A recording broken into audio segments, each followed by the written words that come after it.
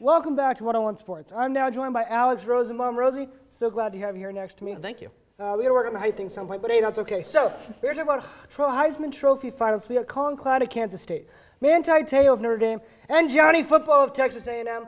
Please educate me and tell me what three order these guys are going to come in and who's going to win. Well, I mean, if you look at the history of the Heisman, first of all, the most obvious thing that you have to look at is a defensive player, a pure defensive player who's never played an offensive snap in the season, has never won the award. So that obviously puts a disadvantage to Manti Te'o.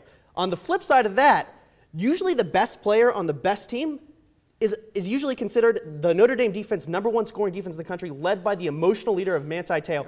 But so it comes down to the two quarterbacks. Colin Klein is probably going to finish third. I'm going to tell you why. When he was on the national stage against Baylor, he threw 3 interceptions and pretty much took them out of the national championship race. Colin Klein, great statistical numbers. He's a one-man show, but it's less impressive than Johnny Manziel, so he gets handicapped by the fact that there's 2 quarterbacks. He's finishing third. Okay. Now, in second, I mentioned it. Manti Te'o had 100 tackles, 7 interceptions.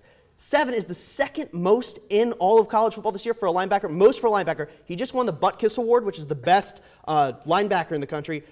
I see him as the guy deserving it, and he's going to get some first-place votes because, well, 1, he's not a freshman like Johnny Manziel, but 2, because the #1 team in the country would not be there without his play at middle linebacker. But if he deserves it, why isn't he winning? Because people love statistics, and Johnny Manziel is a freak. And despite the fact that a freshman has never won this award, the best that's ever happened is Adrian Peterson coming in second in his freshman season. Johnny Manziel, as a redshirt freshman, broke the SEC record for yards from scrimmage. Plus, I mean, he had the big game. He beat Alabama. He finished the season with 8 touchdowns to only 2 interceptions. That's in the air, plus another 4 on the ground. Fantastic offensive talent. Now, you're probably saying, well, Klein has 1 more win than Manziel. That's what I was thinking. When you're not undefeated, it doesn't matter anymore. You got to go with Johnny Football. He had a fantastic season, and I just see him being the first freshman to win the award this year. You know what, Rosie? I like your pick, and it'll be interesting to see how things pan out Saturday night. But that's all the time we have for this Heisman breakdown. But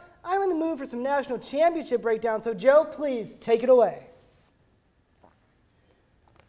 Thanks, Kurt. Now that the regular season in college football has ended, it's time to take a look at the BCS National Championship matchup between the Notre Dame Fighting Irish and the Alabama Crimson Tide. I'm here with Julian Council, who's ready to give his expert analysis of the matchup.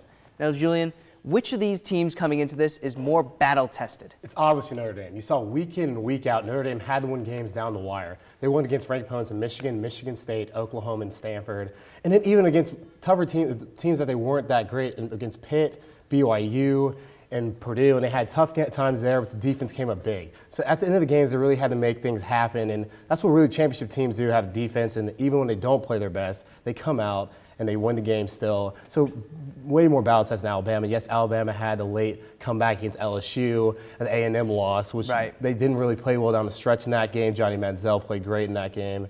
And then really in SEC, yes, they played a lot of higher quality teams, but never had that tough. The one thing Bama does have going for them, they played in that conference championship game, which is going to be a big help heading into this one. But let's talk about the players. Some incredibly impressive, talented players, but which one do you think is going to have the biggest impact in this game? It's going to be Everett Golson. The Notre Dame offense is not high potent. It's been the defense that's carried them all year long. Golson has really been a game manager who's made plays with his feet on third down situations anytime like they actually set up a play for him, and he's gotten it done. But really, against an SEC defense with who has the speed, they're going to put a spy on him. They're not going to allow him to get outside. He's going to have to beat him with his arm. And if he's able to do that, then Notre Dame and their offense can play against Alabama. Yeah, he's going to have to manage that game, minimize the turnovers against this Alabama defense. But if he could do that, Notre Dame can come up with a win. Now, who do you think, Julian, is going to win the BCS National Championship? Honestly, I'm going to go to Notre Dame. Really? They have found a way week in and week out to win.